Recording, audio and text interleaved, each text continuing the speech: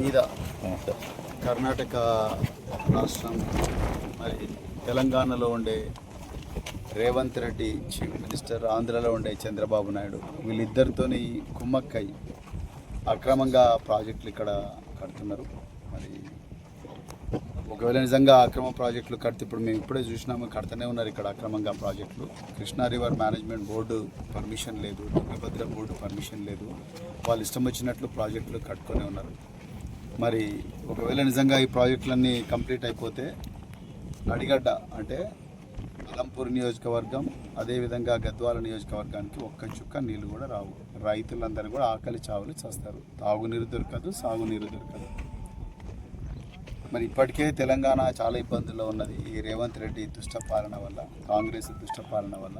మరి ఈరోజు ఈ రేవంత్ రెడ్డి, అదేవిధంగా డికే శివకుమార్, చంద్రబాబు నాయుడు వీళ్ళు ముగ్గురు కుమ్మక్కయ్యి కేంద్రంలో ఉండే బీజేపీ, సిఆర్ పార్టీలు ఈ నలుగురు కలిసి మొన్న హోస్పేటలో మీటింగ్ పెట్టుకున్నారు. అక్కడికి తెలంగాణ నీటిపారుదల శాఖ మంత్రి ఉత్తమ్ కుమార్ రెడ్డిని రానివ్వకుండా ఆయనను బయటనే కూర్చోబెట్టి నలుగురు ముఖ్యమంత్రి మాట్లాడుకున్నారు. అందులో భాగమే ఈ కెనాల్స్, ఇవన్నీ అక్రమ ప్రాజెక్టులు. ఇవన్నీ పూర్తయితే నడిగడ్డలో రైతులందరూ కూడా చచ్చిపోతారు, ఆకలి చావులు చేస్తారు. మళ్ళీ పొలాలన్నీ కూడా అక్కడ పడేసి ఇటుక బట్టీలల్లా లేకపోతే కంకర కార్మికులుగా మారిపోతారు. లేకపోతే కర్నూలుకు పోవాల్సి వస్తుంది, గుంటూరుకు పోవాల్సి వస్తుంది, నంద్యాలకు పోయి ఇటుకలు చేసుకోవాల్సిన పరిస్థితి రైతులకు వస్తుంది. ఇక చాలామంది చచ్చిపోతారు.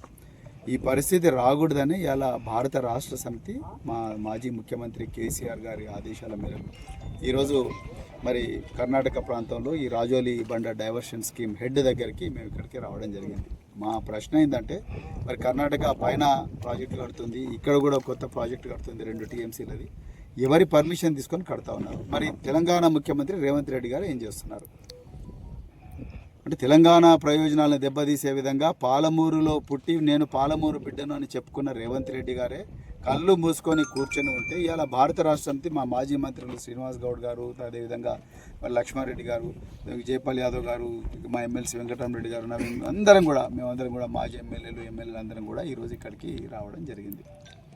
నిజం ఇక్కడ తెలుస్తుంది. రేవంత్ రెడ్డి గారు అక్కడ ఏసీ రూమ్లో కూర్చొని ప్రజలందరికీ అబద్ధాలు చెప్తా ఉన్నారు. హైదరాబాద్లో రైతుల గోస, ప్రజల బాధ అంతా ఇక్కడ ఉన్నది. వాళ్ళ కష్టాలు కన్నీళ్ళు ఈ తుంగభద్ర నదిలోకి వచ్చి ఆ రాజోలి బండ ఆనకట్ట దగ్గర నిలబడితే అప్పుడు అర్థమవుతుంది. ఏసీ రూమ్లలో కూర్చొని చంద్రబాబు నాయుడుతో బజ్జీలు తినుకుంటూ మాట్లాడితే ఇట్లనే ఉంటుంది. ఇదే మేము ఖండించడానికి వచ్చినాం. చివరి వరకు కూడా మా నీళ్ళ హక్కులకు, మాకు 16 TMCల నీళ్లు రావాలా. ఆ నీళ్ళ హక్కుల కోసం మేము పోరాడతాం. మీకు తాగే నీళ్ళు కావాలంటే మా పర్మిషన్ తీసుకోండి.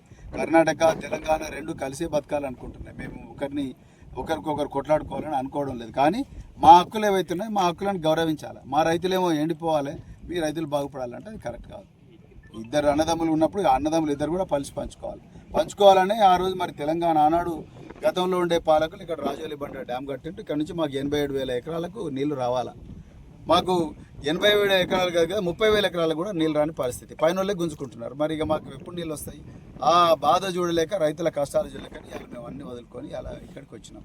సో అదే మేము చెప్పాలనుకున్నాం. రేవంత్ రెడ్డి ఒకవైపు, ఇక్కడ కర్ణాటకలో కాంగ్రెస్ ప్రభుత్వం మరోవైపు, ఇద్దరు కలిసి తెలంగాణ ప్రయోజనాలను మొత్తం కూడా తాకట్టు పెడుతున్నారు. రైతుల నోట్లో మట్టి కొడతా ఉన్నారు. ఇది మేము ఒప్పుకోము భారత రాష్ట్ర సమితిగా. జై తెలంగాణ.